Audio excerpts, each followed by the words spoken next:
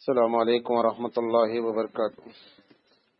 الحمد للہ رب العالمین والعاقبۃ للمتقین والصلاة والسلام علی رسولہ الکریم۔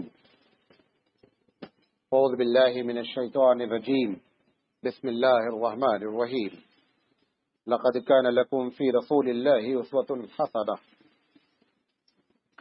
محترم حضرات، یہ سیرت پر سلسلے وار پروگرام چل رہا ہے اور آج اس کی 20ویں قسط ہے۔ ہم نے کل آپ کو جو بات بتائی تھی وہ یہ تھی کہ نبی کریم صلی اللہ علیہ وسلم سے مدینہ کے لوگوں نے آ کر کے بیعت کی۔ میں نے بتایا تھا کہ 6 آدمی پہلے ملے جو بغیر پلان کے تھے، لیکن نبی کریم صلی اللہ علیہ وسلم سے ملاقات ہو گئی۔ اس کے بعد وہ 12 لوگوں کو لے کر کے آئے اور جس کو بیعت اولا کہا جاتا ہے، اس میں نبی کریم صلی اللہ علیہ وسلم سے بات ہوئی اور انہوں نے بیعت کی۔ اس کے بعد وہ 12 آدمی اگلے سال 75 آدمی کو لے کر کے آئے اور اس وقت نبی کریم صلی اللہ علیہ وسلم نے کھل کر ان سے بات کی۔ یہ بات جب قریش کو معلوم ہوئی تو قریش نے اس کو پیچھا کیا، لیکن وہ لوگ ان کے ہاتھ سے نکل کر چلے گئے۔ یہاں تک بات ہوئی ہے۔ یقینی بات ہے کہ یہ جو بیعت ہو رہی ہے، حج کا سیزن ہے، یہ ذی الحجہ کا مہینہ ہے۔ ذی الحجہ سے لے کر کے محرم اور سفر 2 مہینے کے اندر اندر اللہ کے رسول صلی اللہ علیہ وسلم نے کہا کہ جس کو جب گنجائش لگے اب مدینے چلے جاؤ، یہاں پر کوئی بھی اب چانسز نہیں ہے۔ یہ بات ایسا نہیں ہے کہ اللہ کے رسول خدا نہ خواستہ اپنی جان سے ڈر رہے تھے۔ مسئلہ صرف یہ تھا کہ کہاں پر جانے سے دعوت کا کام تیزی سے چل سکتا ہے، وہ اصل نصب العین ہے، وہ ایم ہے۔ نبی کریم صلی اللہ علیہ وسلم نے جب صحابہ سے کہا کہ آپ لوگ جانا شروع کریں تو تقریباً 60 دن کے اندر اندر پورا مکہ خالی ہو گیا۔ آپ کو اطلاع کے لیے بتا دیں کہ یہ جانے والے کی ٹوٹل تعداد مہاجرین کی 100 کے اندر اندر ہے۔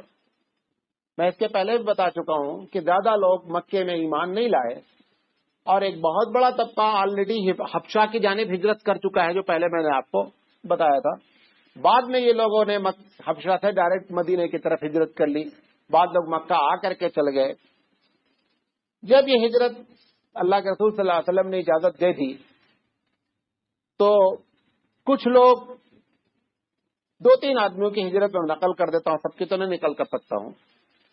اس میں ابو سلمہ رضی اللہ تعالیٰ عنہ کی ہجرت کے بارے میں ہے کہ یہ سب سے پہلے انہوں نے ارادہ کیا۔ انہوں نے اپنے بچے کو لیا، اپنی بیوی کو لیا اور اونٹ پہ بٹھایا اور نکلنے کے لیے تیار ہوئے۔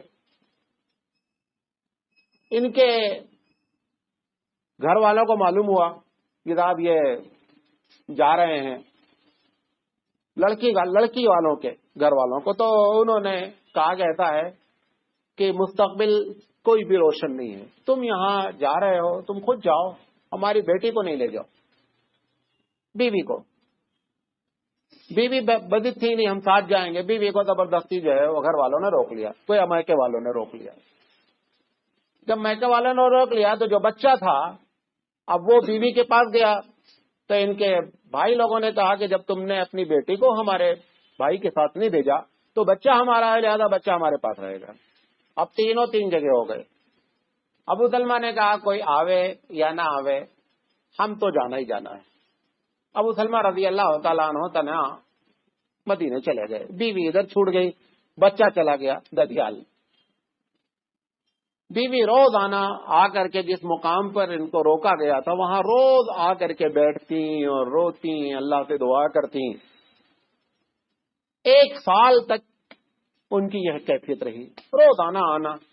تو ایک دن ایک آدمی کو ترس آیا ان کے خاندان کے کہ یار یہ بے مطلب اس عورت کو روک رکھا ہے، تو پاگل ہو جائے گی۔ تو انہوں نے جا کر ان کے گھر والوں سے کہا، میکے والوں سے، کہ بھائی اس کو اس کے شوہر کے پاس جانے دو، ایسے تو اس کی زندگی برباد جائے گی۔ بہرحال جب وہ جانے کے لیے ان لوگوں نے اجازت دے دی تو انہوں نے اپنے سسرال والوں سے کہا کہ میرا بچہ مجھے دے دو. اب تقریباً 450 کلومیٹر کا سفر ہے ریگستان کا, کوئی ساتھ میں نہیں ہے, لیکن انہوں نے عادت کر لیا کہ مجھے جانا ہی جانا ہے. بہرحال سوار ہوئی, تھوڑی دور گئی تھی کہ حضرت عثمان بن طلحہ, یہ عثمان بن عفان نہیں عثمان بن طلحہ ہیں, ان سے ملاقات ہوئی. یہ بھی شاید مسلمان نہیں ہوئے تھے. انہوں نے دیکھا کہ ایک عورت اکیلے جا رہی, مکی کی ہے یہ. پوچھا کہ تمہارے ساتھ اور کون ہے؟ کہا میرے ساتھ میرا خدا ہے اور یہ بچہ, تیسرا کوئی نہیں. عثمان بن طلحہ نے کہا کہ اگر آپ کہیں تو میں مکے تک چھوڑتا ہوں. تقریباً ابھی پورا سفر باقی ہے. عثمان بن طلحہ نے ان کو مکے تک چھوڑا. جب یہ مکے کے قریب مدینے تک چھوڑا, جب مدینے کے قریب پہنچ گئی تو انہوں نے کہا دیکھو کہ یہاں پہ تمہارا شوہر رکا ہوا ہے, قبا ایک جگہ ہے وہاں پہ رکا ہوا ہے, میں یہاں سے واپس ہوتا ہوں. ان کی بیوی ابو سلمہ کے کہتی ہیں کہ میں نے اتنا شریف انسان نہیں دیکھا. یہاں سے لے کر کے وہاں تک کا سفر, ہم جب وہ پہلے اونٹ کھڑا کر دیتے تھے خود کافی دور چلے جاتے تھے, وہ الگ جا کر کے قیام کرتے تھے, اور ہم اپنی اونٹنی سے اتر کر کے جب ہم بیٹھ جاتے تھے اور ان کو بلاتے تھے تب وہ آ کر کے وہ ہم کو جو ہے پھر اونٹنی لے کر کے آگے چلتے. میں نے اتنا شریف انسان کبھی زندگی میں نہیں دیکھا. بہرحال ابو سلمہ رضی اللہ تعالیٰ عنہ کے بیوی اور بچے مل گئے. حضرت علی رضی اللہ تعالیٰ عنہ فرماتے ہیں کہ سب سے زیادہ مردانگی کے ساتھ حضرت عمر نے ہجرت کی. حضرت عمر نے پہلے 3 لوگوں سے کہا, ایک کا نام ہشام تھا, ایک کا نام عیاش تھا. تینوں کو دیا کہ فلاں تالاب پر ملاقات کرو صبح, اور وہاں سے ہم لوگ نکلیں گے, اور اگر تم لوگ ٹائم پر نہیں آئے تو جو لوگ پہنچے وہ نکل جائیں, وہاں انتظار نہیں کریں, وہاں انتظار کرنا اچھا نہیں ہے. عمر رضی اللہ تعالیٰ عنہ نے تلوار لگائی, اسلحہ لگایا, نیزہ لگایا, طواف کیا. طواف جب کیا تو سارے جو قریش کے جو ان کی جو میٹنگ لگتی تھی وہاں مطاف میں, وہ بیٹھے ہوئے تھے. یہ حضرت علی رضی اللہ تعالیٰ عنہ کا بیان ہے. جب طواف سے فارغ ہو گئے 2 رکعت نماز پڑھی, انہوں نے کہا دیکھو میں ہجرت کرنے جا رہا ہوں, جس کو شوق ہے کہ اس کی بیوی بیوہ ہو جائے وہ سامنے آ جائے. انہوں نے کہا میں ہجرت کرنے جا رہا ہوں, جو چاہتا ہے کہ جس کا بیٹا یتیم ہو جائے وہ سامنے آ جائے, جو ماں چاہتی ہے کہ اس کا بیٹا اس سے جدا ہو جائے وہ آ جائے, میں ہجرت کرنے جا رہا ہوں. اعلان انہوں نے ہجرت کیا. اتنا حضرت عمر کا روب تھا کہ پورے قریش بیٹھے تھے, کسی کی ہمت نہیں ہوئی کہ حضرت عمر کے پاس حضرت عمر کے علاوہ کوئی بھی آدمی اعلان ہجرت نہیں کر سکا. یہ اکیلے تھے جنہوں نے جو ہے وہ جا کر کے اعلان کیا کہ میں ہجرت کرنے جا رہا ہوں. بہرحال آگے پہنچے تو وہاں سے پتا چلا کہ عیاش آئے ہیں اور ہشام کو پکڑ لیا گیا. عیاش اور یہ دونوں آدمی ہجرت کر گئے. ابو جہل کو معلوم ہو گیا, اچھا عیاش کے بارے میں تھا کہ ان کا ہجرت کرنا خطرہ ہے, نہیں ہونا چاہیے. تو ابو جہل اور ان کے ایک دوسرے خاندان کے لوگوں نے ایک پلاننگ کی کہ عیاش کو کسی طرح واپس لانا ہے.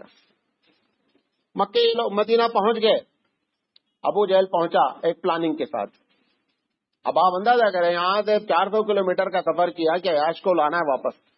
آئے, عیاش اپنی والدہ کو بہت چاہتے تھے.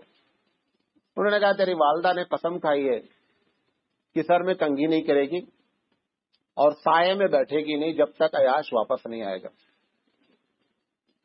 اسے معلوم تھا کہ یہ ان کی ویکنیس ہے والدہ. حضرت عمر رضی اللہ عنہ کا دیکھو یہ سب چال ہے. دور اندیش آدمی, کہا جب اس کو جو ہی کاٹے گی تو کنگھی کرے گی, اور جب مکے کی دھوپ اس کو ستائے گی تو خود بخود سائے میں چلی جائے گی. یہ ابو جہل کی پلاننگ ہے. وہ نہیں مانے. انہوں نے کہا کہ میں کافی مال بھی چھوڑ کر آیا ہوں, وہ بھی لے کر کے آ جاؤں. کہا جتنا مال تو چھوڑ کر آیا ہے نا, میں خود مالدار ہوں, بتا کتنا مال ہے, میں دینے کے لیے تیار ہوں, لیکن تم جاؤ نہیں وہاں. یہ سب پلاننگ ہے. وہ نہیں مانے. انہوں نے کہا اچھا جا ہی رہے ہو نا, تو یہ ہماری اونٹنی جو ہے اس کا نام اصیل ہے, بڑی تیز رفتار ہے, اس کو لے کر کے جاؤ اپنے ساتھ. اگر کہیں بھی محسوس کرو کہ یہ لوگ پلاننگ کر رہے ہیں, اگر اس کو بھگا لو گے تو کسی کی اونٹنی اس کو پکڑ نہیں سکتی, تم واپس آ جانا. کہا ٹھیک ہے. تھوڑی دور گئے تھے, مکے کے قریب 100 کلومیٹر باقی تھا. تو ابو جہل نے کہا کہ ہماری اونٹنی بہت تھک گئی ہے, زیادہ ایسا کریں کہ وہ دوسرے صاحب نے بھی کہا کہ ہم لوگ آئے ہیں فوراً واپس ہوئے ہیں, تو ہماری دونوں کی اونٹیاں تھک گئی ہیں، آپ کی اونٹنی ایک دم فریش ہے، تو ہم کو آپ اپنی اونٹنی پر بیٹھا دیجیے۔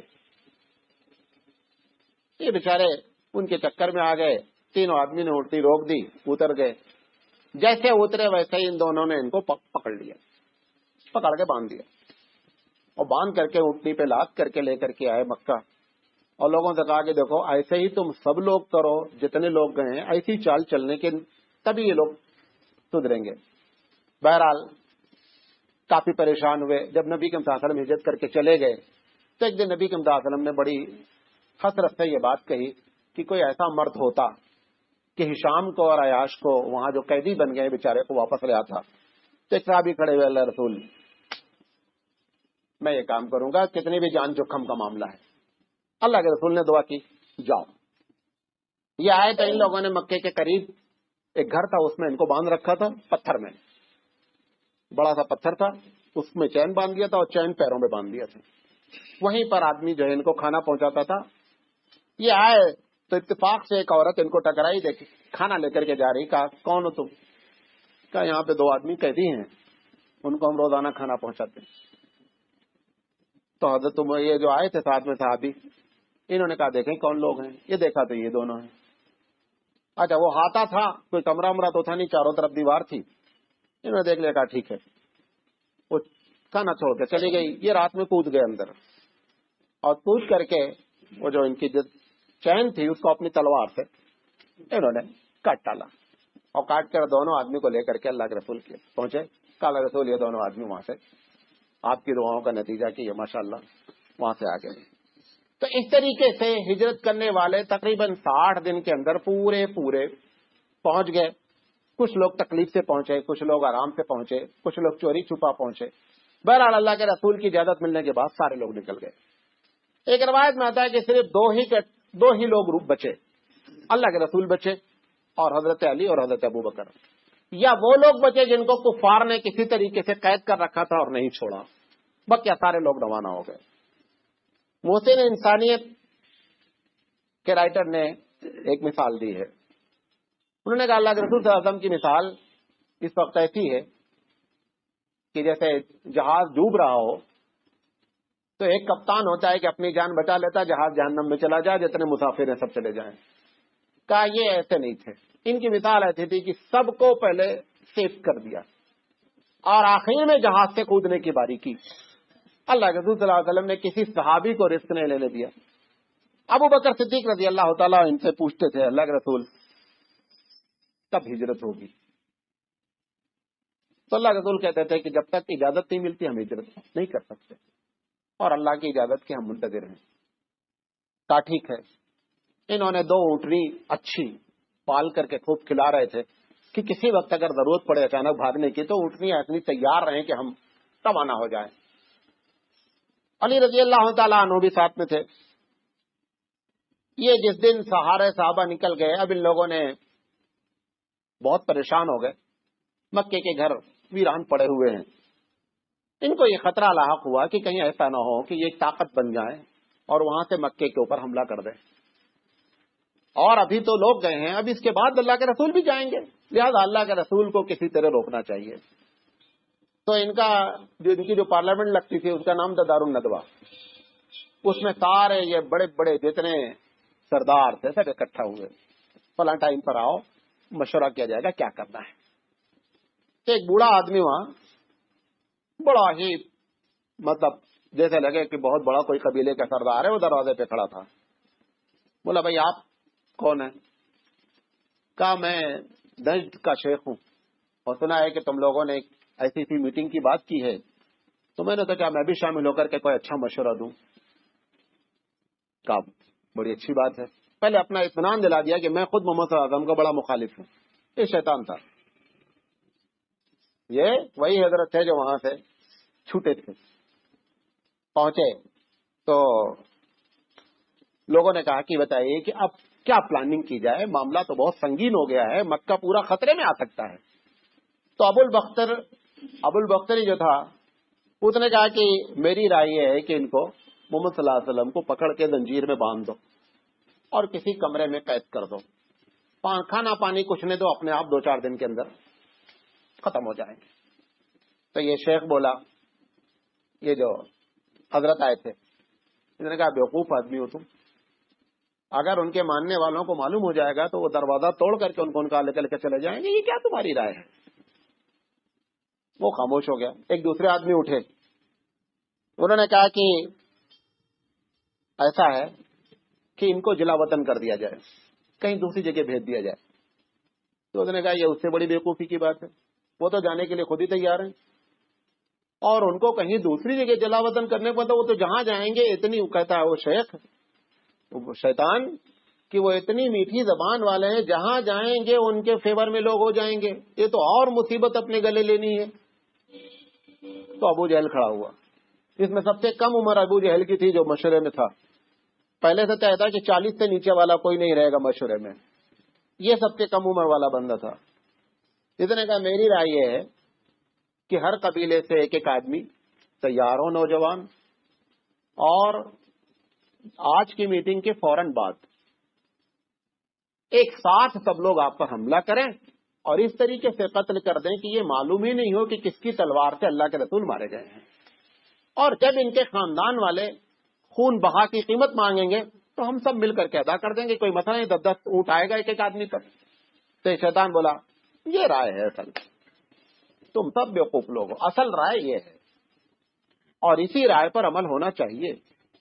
خیر میٹنگ برخاست ہو گئی، یہ طے ہو گیا کہ آج ہی معاملہ رات میں حرکت ہے۔ یہ وہاں سے گئے، جبریل علیہ السلام اللہ کے رسول کے پاس آئے، کہا میٹنگ ہوئی ہے پارلیمنٹ میں آج، اور یہ پلاننگ کی گئی ہے، اور اللہ نے کہا ہے کہ آج ہی نکل جانے کا ہے۔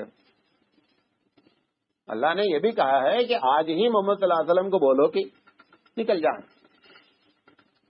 یہ صبح میٹنگ ہو گئی، حضرت عائشہ صدیقہ رضی اللہ تعالیٰ عنہ فرماتی ہیں کہ حضور صلی اللہ علیہ وسلم روز آنا ہمارے پاس، صبح شام میں سے کوئی ایک وقت ضرور آتے تھے، باتیں ہوتی رہتی تھی۔ نبی کریم صلی اللہ علیہ وسلم دوپہر میں نکل کر ابو بکر صدیق رضی اللہ تعالیٰ عنہ پاس، جب یہ میٹنگ ختم ہونے کے بعد جب جبریل نے بتا دیا تو اللہ کے رسول فوراً ابو بکر کے پاس گئے۔ ابو بکر صدیق رضی اللہ تعالیٰ عنہ دیکھا کہ اللہ کے رسول ایسے وقت میں آتے نہیں، تو عین دوپہر کا وقت ہے، عربوں کا ویسے بھی مزاج ہے دوپہر کے کسی کے نہیں جاتے، یہ آج کوئی نہ کوئی بات ضرور ہے۔ آئے، آ کر کہا گھر میں کون ہے، سب کو الگ کرو، خاص بات کرنی ہے۔ کہا اللہ رسول عائشہ ہیں اور اسما ہیں اور بقیہ کوئی گھر میں نہیں ہے، کوئی ایسی بات نہیں ہے، آپ بیان فرمائیں۔ کہا کہ اللہ نے مجھے اجازت دے دی ہے آج ہجرت کرنے کی۔ ابو بکر کو حضور کی ہجرت کا تو معاملہ، یہ گھبرا گئے اپنے لیے۔ کل رسول ساتھ میں کون جائے گا، ساتھ میں کون جائے گا؟ کہا جبریل نے کہا ہے کہ تم ساتھ میں جاؤ گے۔ ابو بکر خوشی کے معنی رونے لگے۔ حضرت عائشہ صدیقہ رضی اللہ تعالیٰ عنہ فرماتی ہیں کہ اس کے پہلے ہم نے سنا تھا لوگ خوشی سے روتے ہیں لیکن دیکھا نہیں تھا، یہ سنا تھا کہ خوشی میں بھی کبھی کبھی بندہ روتا ہے لیکن کبھی ایسا اتفاق ہوا نہیں تھا۔ آج مجھے معلوم ہوا کہ ہاں بھائی خوشی سے بھی بندہ رو سکتا ہے۔ ابو بکر صدیق رضی اللہ تعالیٰ نے کہا اللہ کا رسول اٹھنی تیار ہے، آپ جس وقت کہیں۔ خیر بات ہوئی، نبی کریم صلی اللہ علیہ وسلم نے فرمایا کہ اونٹنی کی قیمت ادا کریں گے۔ انہوں نے کہا اللہ رسول آپ پر جان قربان ہے، اونٹنی کی قیمت نہیں کریں، قیمت ہم ادا کریں گے آپ کو۔ بہرحال انہوں نے کہہ دیا کہ ہم رات میں انشاءاللہ آئیں گے آپ کے ہاں، آپ ریڈی رہیے گا۔ نبی کریم صلی اللہ علیہ وسلم آئے، یہاں پر گھر آئے، علی رضی اللہ تعالیٰ عنہ سے کہا کہ علی آج مجھے نکلنا ہے اور رات میں آج آپ کو ہمارے بستر پر لیٹنا ہے، وہ ہماری جو چادر ہری والی ہے وہ چادر اوڑھ کر کے آپ کو لیٹے ہیں، اور آپ کو گھبرانے کی کوئی بات نہیں ہے، کچھ نہیں ہوگا انشاءاللہ، آپ گھبرائیں نہیں۔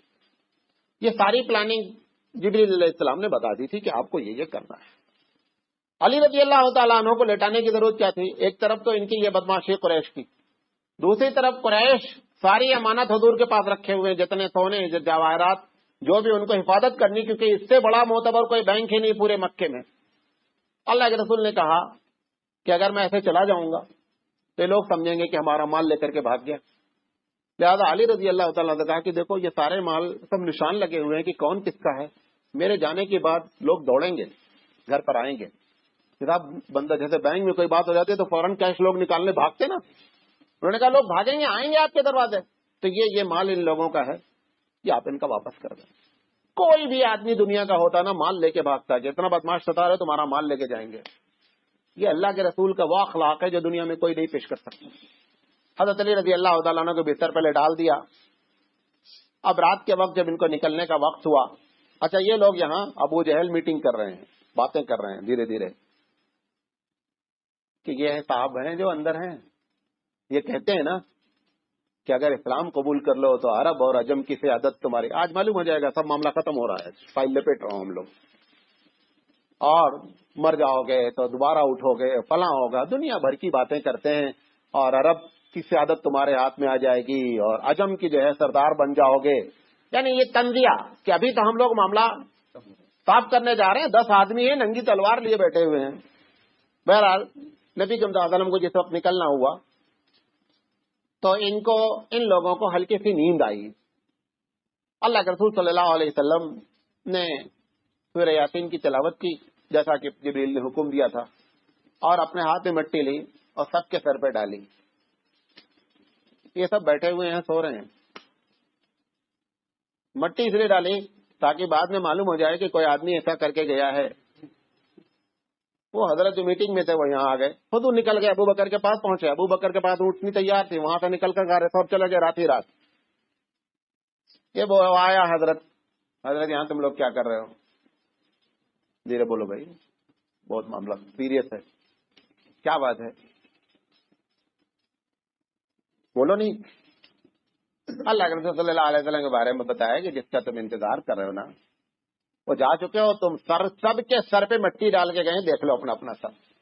جب انہوں نے پگڑی اتاری، پگڑی سے نہیں باندھتے تھے، ہاتھ مارا تو پوری مٹی، پگڑی پر مٹی، پوری مٹی مٹی. انہوں نے کہا ایسا کیسے ہو سکتا ہے؟ ہم لوگ تو سب لوگ بیٹھے ہوئے ہیں. پھر جھانک کے دیکھا نہیں، یہ بندہ چیٹنگ کر رہا ہے. یہ جو حضرت آئے ہیں یہ ہم لوگوں کو دھوکہ دے رہے ہیں کہ ہم لوگ یہاں سے چلے جائیں تاکہ وہ نکل جائیں. انہوں نے کہا دیکھو لیٹے ہوئے ہیں، چادر بھی انہیں کی ہے، وہی بستر بھی ہے، لیٹے ہوئے ہیں. خیر اب صبح جب ہوئی تو اللہ کے رسول صلی اللہ علیہ وسلم کی عادت تھی روزانہ صبح اٹھ کر کے کعبہ جانے کی. علی رضی اللہ تعالیٰ عنہ نکلے وہاں سے، دروازہ کھولا، پوچھا آئین محمد کہاں؟ صلی اللہ علیہ وسلم کا معلوم نہیں بابو، تو رات ہی میں اٹھ کے چلے گئے. اب ان کے پیر سے زمین سرک گئی کہ رات میں چلے گئے، 10 آدمی پہرا دے رہے ہیں اور ساری رنگی تلواریں ہیں اور آج ہم کو معاملہ صفا کرنا ہے. اب تو ان کی پیر سے زمین سرک گئی کہ اب معاملہ حل کیا کیا جائے. تو انہوں نے کہا کہ فوراً اب دوسری میٹنگ ہوئی، فجر ہوتے ہوتے دوسری میٹنگ ہو گئی. انہوں نے کہا ایسا کرو کہ پورے مکے میں جو ہے وہ پھیلا دو آدمی. اور ان کو زیادہ ڈاؤٹ تھا کہ مدینے کی طرف جائیں گے، مدینے کی طرف جانا ہے. اب مدینے کے راستے چیک کر رہے ہیں. اللہ کے رسول الٹا یمن کے والے راستے میں جا کر غار ثور میں بیٹھ گئے. آپ دیکھیں ساری ترکیب اختیار کی جا رہی ہے احتیاطی. ایسا کچھ نہیں ہے کہ اللہ نے کہا ہم حفاظت کریں گے تو سب کچھ چھوڑ کر کے میں دن آتے جا رہا ہوں بھائی چلو السلام علیکم چلو تو تم کرنا. ایسا نہیں، ساری ترکیب اختیار کر رہے ہیں. وہ مدینے کے راستے پہ تلاش کر رہے ہیں، یہ یمن کے راستے پہ جا کر کے بیٹھے ہوئے ہیں. ابو بکر صدیق رضی اللہ تعالیٰ عنہ جب رات میں گئے، اب رات کا وقت ہے، غار ہے. ابو بکر صدیق رضی اللہ تعالیٰ عنہ کا اللہ رسول ایسا ہے کہ آپ رک جائیں پہلے. ایک روایت میں آتا ہے کہ کہیں کہیں ریت پڑتی تھی، گرچہ روایت اتنی صحیح نہیں ہے. جہاں ریت پڑتی تھی تو ابو بکر صدیق رضی اللہ تعالیٰ حضور کو اٹھا لیتے تھے گود میں اپنے، کہ اگر کوئی آدمی بعد میں واپس آئے تو ایک ہی آدمی کے پیر کے نشان بننا. اگر دونوں جائیں گے تو ان کو پکا پکا معلوم ہو جائے گا کہ یہاں سے 2 آدمی گزرے ہیں، لہذا اس کے ذریعے یہ آگے آ سکتے ہیں. لہذا ایک آدمی جب اٹھایا رہے گا، ایک ہی آدمی کے پیر کے نشان ریت پر بنیں گے تو یہ ڈاؤٹ ان کا ہوگا کہ نہیں صاحب 2 تھے، ایک کا نشان کیسے بنا ہے. ابو بکر صدیق رضی اللہ تعالیٰ عنہ جب وہ جانے لگے غار ثور تک تو کبھی آگے چلیں حضور کے، کبھی پیچھے چلیں، کبھی رائٹ سائڈ چلیں، کبھی لیفٹ سائڈ. نبی کہا مجھے ابو بکر کیا بات ہے، کیوں اتنا گھبرا رہے ہو؟ کل رسول کبھی مجھے شک ہوتا ہے کوئی پیچھے سے تو نہیں آ رہا تو پیچھے آ کے دیکھنے لگتا ہوں، کبھی مجھے لگتا ہے آگے سے کوئی نہیں آ جائے تو میں آگے آ جاتا ہوں. کہا کیا تمہیں خطرہ ہے؟ کہا کہ اگر کوئی حملہ بھی کرے تو میں پہلے مر جاؤں، آپ تو بچے رہیں. نبی کہا تو بہت خوش ہوئے. کہا آپ گھبرائیں گے. بہرحال اللہ کے رسول صلی اللہ علیہ وسلم غار ثور پہنچے. ابو بکر صدیق رضی اللہ تعالیٰ عنہ نے کہا کہ میں پہلے اندر چیک کر لیتا ہوں، رات کا معاملہ ہے. اب کوئی بجلی کا تو معاملہ تھا نہیں، وہ بھی غار میں کہاں. خیر جا کر کے پوری غار پہلے انہوں نے صاف کیا. ان کے پاس ایک چادر تھی اب اندھے میرے میں جو جو نظر آیا کہ کہاں کہاں سوراخ ہے، چادر پھاڑ پھاڑ کے بےچارے سوراخ بند کرتے رہے. اس کے بعد اللہ کے رسول صلی اللہ علیہ وسلم تک آ کے آئیے. اب اللہ کے رسول صلی اللہ علیہ وسلم اندر داخل ہوئے. یقینی بات ہے پورے رات کے تھکے ہوئے ہیں. نبی کریم صلی اللہ علیہ وسلم نے کہا مجھے نیند آ رہی ہے. وہ کرنا پر آپ فرمائیے لیٹ، تشریف رکھیں آپ لیٹ جائیں. نبی کریم صلی اللہ علیہ وسلم حضرت ابوبکر کے ران پہ دیکھ کر لیٹ گئے. اتنے میں ابوبکر کی نگاہ پڑی کہ ایک سوراخ کھلا ہوا ہے. اچھا اب یہ ایسے بیٹھے ہوئے تھے، وہ سامنے سوراخ تھا. نبی کریم صلی اللہ علیہ وسلم ایسے ایسے لیٹے ہوئے ہیں. اب انہوں نے سوچا اللہ کے رسول سو رہے ہیں، جگانا بھی مناسب نہیں ہے. انہوں نے کیا کیا، اپنے انگوٹھے سے وہ سوراخ کو بند کر دیا. وہ اتفاق سے اسی میں سانپ تھا. اب وہ جب یقینی بات ہے کہ بند ہوا تو آکسیجن بند ہوئی، تو وہ باہر سے نکلنے کی کوشش کیا اس نے. جب وہ باہر سے نکلنے لگا تو وہ پیر اس کو ملا، اس نے وہاں پہ کاٹ لیا. نبی کریم صلی اللہ علیہ وسلم سو رہے ہیں، ابو بکر کو زہر چڑھنا شروع ہو گیا. اب ابو بکر کے ایک طرف ابو بکر کی موت کا معاملہ ہے اور دوسری طرف نبی کریم صلی اللہ علیہ وسلم کے نیند کا معاملہ ہے. یہ وجہ ہے ابو بکر کی جو اتنی ویلو ہے. نیند حضور کی نہیں ٹوٹے، ابو بکر بھلے مر جائے. آپ اندازہ کریں تو ایک آدمی مر جائے گا دوبارہ نہیں زندہ ہوگا. نیند والا تو بندہ پھر نیند اٹھا دیں گے دوبارہ پھر سو جائے گا. لیکن اللہ کے رسول کی نیند کو ڈسٹرب نہیں ہونا، بھلے ابو بکر کی جان چلی جائے. ابو بکر صدیق رضی اللہ تعالیٰ عنہ رونے لگے درد کے مارے. تو نبی کے صاحب یقینی بات ہے جب یہاں لیٹے ہوئے ہیں تو آنکھ کے جو آنسو تھے وہ حضور کے گال پہ گرے. اب وہ گرم گرم جب قطرہ گرا تو حضور کی آنکھ کھل گئی. دیکھا ابو بکر دارو قطار رو رہے ہیں. فرمایا کیا بات ہے؟ یا رسول ایسا لگتا ہے کسی چیز نے کاٹ لیا پیر میں. نبی کریم صلی اللہ علیہ وسلم نے لو اب اپنا اٹھایا، تھوک اینٹی بائیوٹک. حضرت ابوبکر صدیق رضی اللہ تعالیٰ عنہ کے پیر پہ لگایا. 1 منٹ میں الحمدللہ زہر ختم ہو گیا. اب صبح ہو گئی. اب یہ لوگ چکر کاٹ رہے ہیں. اب انہوں نے اعلان کر دیا دوسری میٹنگ کر کے کہ آپ جو بھی زندہ مردہ دونوں میں سے پکڑ کے لائے گا 100 اونٹ انعام ہے. اب تو ایک پوری ہر آدمی چاہ رہا ہے کہ پرائز جیتنا ہے اور بہت مفت کا پرائز ہے. اب وہ حالانکہ ڈھونڈنا چاہیے یا اس کیا کہتے ہیں مدینے کی طرف. کچھ لوگوں نے ادھر بھی رخ کیا تو اتبا بھی تھا وہ بھی آیا. یہ لوگ غار کے منہ تک پہنچ گئے. غار کے منہ پہ پہنچے. روایت گر کے ضعیف ہے لیکن کئی روایتیں ہیں جس سے یہ معلوم ہو جائے کہ مکڑی کا ایک جالا وہاں پہ تن گیا اور ایک کبوتر نے جو ہے وہ انڈے دیے اور وہ کبوتر بھی بیٹھی رہی. بعض لوگوں کا کہنا ہے کہ حرم کی جو کبوتر ہیں ساری اسی کی نسل ہے. عربوں میں ایک محاورہ ہے کہ تمہاری جان ایسی محفوظ ہے جیسے حرم کے کبوتر. وہ وہی مراد ہے کہ وہی کبوتر ہیں. بعض لوگوں کی رائے ہے واللہ عالم بالصواب. بہرحال یہ وہاں پہنچے تو ایک ساتھی نے کہا کہ احتیاطاً اس کو بھی دیکھ لو. انہوں نے کہا پاگل ہوئے ہو، حضور کی پیدائش سے پہلے کا تو مکڑی کا جالا لگا یہاں. وہ بولتا اتبا کہ پاگل ہوئے ہو، حضور کی پیدائش سے پہلے کا مکڑی کا جالا کتنا پرانا جالا. اگر کوئی گھسے گا تو جالا ٹوٹے گا کہ نہیں ٹوٹے گا. چلا یہاں سے چلو بیکار. ابو بکر صدیق رضی اللہ تعالیٰ سب سن رہے ہیں. ابو بکر صدیق رضی اللہ تعالیٰ گھبرا گئے. اللہ کے رسول اب پکڑ گئے. یہ یہاں دروازے تک آ چکے ہیں غار کے اور اگر یہ نیچے بھی دیکھ لیں گے تو ہم کو پالیں گے. اللہ کے رسول فرمایا لا تحزن ان اللہ معنا. ابو بکر گھبراؤ نہیں، اللہ اپنے ساتھ. عقیدۃ الطحاویہ ایک کتاب ہے. انہوں نے نبی کی فضیلت میں حضرت موسیٰ علیہ السلام جب نکلے تھے فرعون سے بچ کے رات میں تو راستہ مس ہو گیا. رات میں پوری بات آپ کو معلوم ہے. یہ جس راستے پہ جانا چاہتے تھے اس کے الٹے سم چلے گئے. سامنے سمندر، پیچھے فرعون کی فوج. تو بنی اسرائیل تو پہلے سے نافرمان لوگ. بعض لوگوں نے کہا موسیٰ علیہ السلام تم جان بوجھ کر کے ایسا راستہ لے کر کے مروانے کا پلان ہے تمہارا. یہ اب پیچھے فرعون آ رہا ہے، سامنے سمندر ہے. سمندر میں کودے تو بھی مر جاتے اور پیچھے بھاگتے تو فوج آ رہی ہے. تو موسیٰ علیہ السلام نے کہا ان معی ربی سیہدین کہ میرے ساتھ میرا خدا ہے، ان قریب کوئی نہ کوئی گائیڈ کرے گا، گھبراؤ نہیں. تو محققین لکھتے ہیں کہ موسیٰ علیہ السلام نے کہا ان معی میرے ساتھ میرا اللہ ہے. یعنی پہلے میرا کہا پھر اللہ کہا. نبی کریم صلی اللہ علیہ وسلم نے کہا ان اللہ مانا، اللہ ہمارے ساتھ ہے. اللہ کو پہلے کیا اپنے کو بعد میں کیا. وہاں پر موسیٰ علیہ السلام نے اپنے کو پہلے کیا اللہ کو بات نہیں. انہوں نے کہا یہ نبوت نبیوں میں آپس میں کیا ہے, یہ فضیلت میں فرق ہے. بہرحال اللہ کے رسول صلی اللہ علیہ وسلم غار میں 3 دن تک چھپے رہے. یہ سنت بعد ہمارے اکابرین نے اس کو ادا کیا. جب انگریزوں نے ان کو پیچھا کیا, قاسم نانوتوی رحمۃ اللہ علیہ کے بارے میں ہے کہ ان کے نام وارنٹ جاری ہو گیا, تو لوگوں نے ان کو بہت سمجھایا کہ آپ ایسا کریں کہ چھپ جائیں. تو قاسم نانوتوی رحمۃ اللہ علیہ چھپ گئے. وارنٹ جاری رہا. 3 دن کے بعد وہ نکل آئے. لوگوں نے کہا حضرت وارنٹ تو ابھی بھی ہے اور انگریز کی پولیس تلاش کر رہی. انہوں نے کہا سنت 3 ہی دن ہے چھپنے کا. اللہ کے رسول غار ثور میں 3 ہی دن چھپے, سنت 3 ہی دن ہے, اس کے بعد جو ہوگا وہ دیکھا جائے گا. وہ اتفاق سے نکلے, چھتا کی مسجد والی گلی میں آ رہے تھے, تو پولیس والا ان کا جو وارنٹ لے کر ٹہل رہا ہے, پوچھا مولانا قاسم نانوتوی رحمۃ اللہ علیہ سے کہ قاسم صاحب کو دیکھا ہے؟ اسی سے پوچھ رہا. ان کے بارے میں مشہور تھا, جھوٹ نہیں بولتے تھے. قاسم نانوتوی رحمۃ اللہ نے کہا کہ ابھی یہی تھا, جس بندے کو تو پوچھ رہے ہو ابھی یہی تھا وہ. پھر آگے بڑھ گئے. پھر وہ پوچھا بھائی کدھر ہے؟ کہا تم کو بولا نا ابھی یہی تھا یار. وہ پیچھے اشارہ کرتے تھے, آگے بڑھ جاتے تھے کہ ابھی یہی تھا. اس قدم جو اپنا کام قدم کا اشارہ کرتے کہ ابھی یہی تھا. وہ سمجھا یہی کہیں ٹہل رہا ہے. خیر وہ اچھا, چونکہ اتنا سادہ رہتے تھے, وہ لنگی پہنتے تھے اور ایک ہلکی سی کرتا ہوتا تھا کاٹن کا, وہ پہنتے تھے. تو وہ تصور بھی نہیں کرتا کہ اتنا بڑا سخت وارنٹ ایسا ہی ہے تو آدمی کو ہوگا تو بڑا لہیم شہیم دکڑ ہوگا. تو انہوں نے کہا کہ ابھی یہی تھا.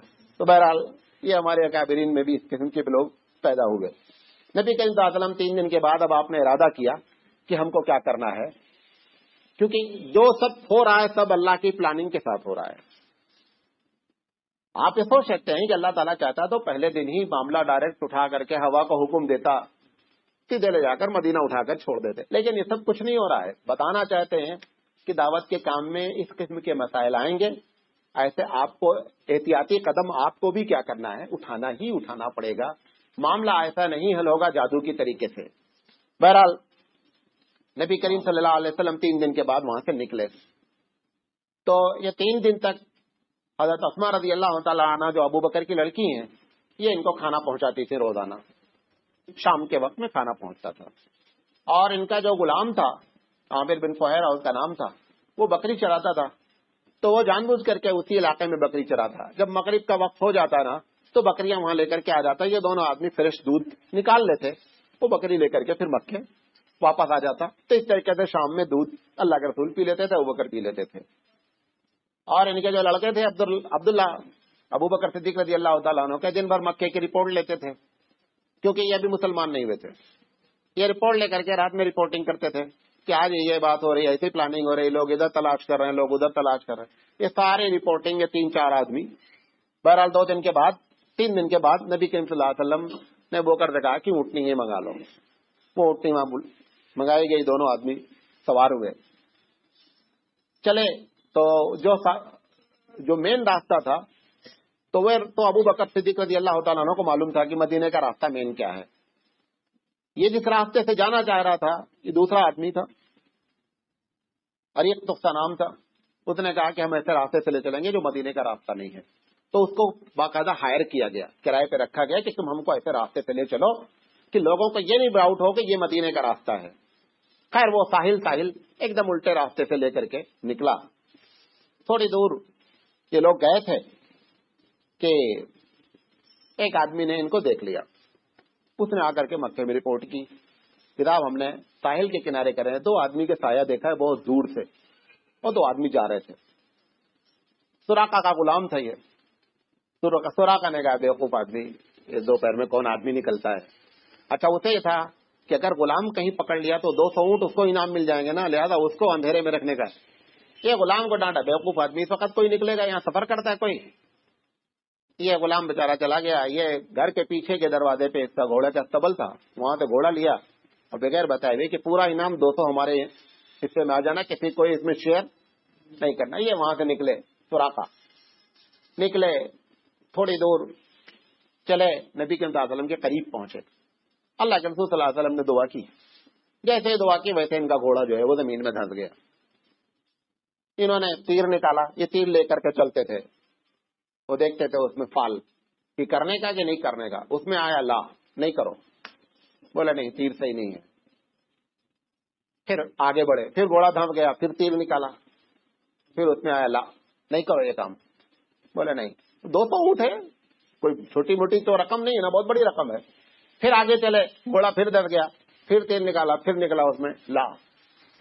جب تیسری مرتبہ ان کا گھوڑا دھتا تو یہ سمجھ گئے کہ اللہ کے رسول صلی اللہ علیہ وسلم کو کوئی ایسی ذات ہے جو حفاظت کر رہی. انہوں نے چیخ کر کے کہا کہ میں آپ کو کوئی نقصان نہیں پہنچاؤں گا, آپ میری بات سن لیں. بہرحال ابو بکر صدیق رضی اللہ تعالیٰ نے کہا, حضور نے فرمایا آنے دو, دیکھ لیتے. آئے, پہنچے, اللہ کے رسول سے بتایا. انہوں نے کہا کہ آپ جہاں جا رہے ہیں جائیں, میں کسی سے نہیں بتاؤں گا کہ میں نے آپ کو دیکھا ہے.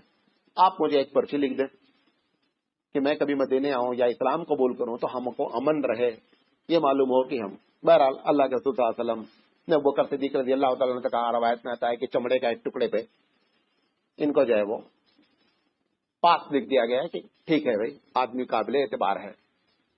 خیر یہ آگے چلے, سراقہ وہاں سے جب واپس ہونے لگے تو حضور نے ان سے کہا, سراقہ وہ وقت آئے گا, ابھی تو تمہاری حالت میں ہے, وہ وقت آئے گا کہ کیسر اور کسرا کے کنگن تیرے ہاتھوں میں ہوں گے. یہ خوشخبری سنا کر کے نبی کریم صلی اللہ علیہ وسلم نے سراقہ کو واپس کر دیا. اللہ کے رسول آگے چلے, تھک گئے تھے, دوپہر ہونے لگی تھی, تو ایک درخت کے نیچے ابو بکر صدیق رضی اللہ تعالیٰ نے کہا کہ پہاڑ تھا, نیچے درخت تھا, تو کہا یہاں آرام کر لیتے ہیں. وہاں یہ لوگ اتر گئے, ابو بکر صدیق رضی اللہ تعالیٰ نے چادر بچھائی, جھاڑا واڑا, اللہ کے رسول کو بٹھایا کہ آپ آرام کریں, اور خود پہرا دینے لگے کہیں ایسا نہ ہو کوئی آ رہا ہو. نبی صلی اللہ علیہ وسلم بہرحال سوتے رہے. ایک وہاں چرواہا نظر آیا, اسے دودھ ان لوگوں نے لیا, بہرحال دودھ پیا, پھر آگے چلے. شام کا وقت, راستے میں جو واقعات اور بھی آئے اس میں ایک واقعہ اہم ام بابت رضی اللہ تعالیٰ عنہ کا ہے, بعد میں مسلمان ہوئی. تو ام بابت کی عادت تھی کہ جب کوئی قافلہ گزرتا تھا تو جیسے راستے میں چھوٹی چھوٹی دکانیں اپنی رکھتے ہیں, تو یہ کچھ سامان رکھتی تھی, اور یہ بھی مقصد ہوتا تھا کہ ہم جو ہے وہ قافلہ والوں کی خدمت کریں, راستے میں بیچارے پریشان ہوں گے. یہ دونوں آدمی جب وہاں سے گزرے تو انہوں نے ان سے کہا, بھائی آپ کے پاس کھجور ہے, پانی ہے؟ کہا صاحب کچھ نہیں. کہا دودھ ہے؟ کہا بکری ہے, دودھ؟ انہوں نے کہا یہ بکری ہے لیکن اس کے اندر دودھ نہیں ہے. حضور نے فرمایا بکری لاؤ. نبی کریم صلی اللہ علیہ وسلم نے جو ہے وہ اس کی تھن کو دھلا, دھلنے کے بعد ہاتھ لگایا, پورا برتن بھر لیا دودھ سے. اللہ کے رسول نے بھی پیا, اور پینے کے بعد کہا یہ. ان کے شوہر آئے تو کہا گھر میں دودھ کہاں سے آیا, بکری تو دودھ نہیں دے رہی. اب انہوں نے ام بابت سے پورا واقعہ بیان کیا اور اللہ کے رسول کی ایک تصویر کھینچی. حدیث میں بیان ہی سب سے جو پوری تصویر کھینچی گئی اللہ کے رسول کی, سب سے زیادہ ام معبد کی تصویر کو لوگ پسند کرتے ہیں, جو انہوں نے ان کا حلیہ بیان کیا کہ ایسے تھے, ایسا بال تھا, ایسی آنکھ تھی, سب کچھ بتایا اپنے شوہر سے. تو انہوں نے کہا اچھا لگتا ہے یہ وہی ذات ہے جس نے نبوت کا اعلان کیا ہے. بہرحال نبی کریم صلی اللہ علیہ وسلم یہاں سے ام بابت سے, یہ تقریباً پہلی ربیع الاول کی بات ہے, ذی الحجہ میں یہ لوگ نکلے ہیں وہاں سے, مطلب سارے لوگوں کو بھیجا ہے. 2 مہینے کے اندر اندر اللہ کے رسول پہلی ربیع الاول کو یہ یہاں سے روانہ ہو گئے, اور یہاں سے جا کر کے 8 ربیع الاول کو یہ مسجد سے, مدینہ سے 3 کلومیٹر پہلے ایک جگہ ہے قبا, تو وہاں تک اب یہ اطلاع یہاں سے پہنچ گئی کہ اللہ کے رسول آ رہے ہیں. لوگ روز آنا بیچارے مدینہ والے لوگ آتے اور اللہ کے رسول صلی اللہ علیہ وسلم کا استقبال کے لیے بیٹھتے, لیکن حضور, اب یقینی بات ہے کہ ان کو یہ نہیں معلوم کہ 3 دن یہاں رکے ہیں. اب وہ 3 دن وہ کاؤنٹ نہیں کر پا رہے تھے, ان کو تھا کہ ایک آدمی 7 دن میں 8 دن میں پہنچ جانا چاہیے. اللہ کے رسول وہاں جو ہے وہ بعد میں پہنچے. بہرحال وہ لوگ روز وہاں تک آتے کہ حضور کا استقبال کریں گے, اور اس کے بعد یہ لوگ روز چلے جاتے. بہرحال نبی کے 8 ربیع الاول کو وہاں پہنچے. انشاءاللہ زندگی رہی تو یہاں سے بات آگے ہوگی. پھر اس کے بعد اللہ کے رسول صلی اللہ علیہ وسلم جب مدینہ پہنچے تو سب سے پہلے آپ نے وہاں پہ کیا قدم اٹھایا, کیا سیکورٹی اختیار کی, اور حالات کیسے بنے, زندگی رہتے پر بات کریں گے. واقع دعوانا الحمدللہ رب العالمین, سبحان اللہ و بحمدہ, سبحانک اللہم و بحمدک, اشہد ان لا الہ الا انت, استغفرک و اتوب الیک. محترم حضرات, اگر اس سلسلے میں کسی صاحب کو کوئی اشکال ہو یا کوئی بات ہو تو ہمارا ای میل ایڈریس نوٹ کر لیں, اور اس پر آپ جو ہے رابطہ کر سکتے ہیں. میرا نام احمد سراج عمری قاسمی ہے, اور میرا ای میل ایڈریس ہے عمری قاسمی, UMERI QASMI عمری قاسمی @yahoo.com. جزاک اللہ خیر.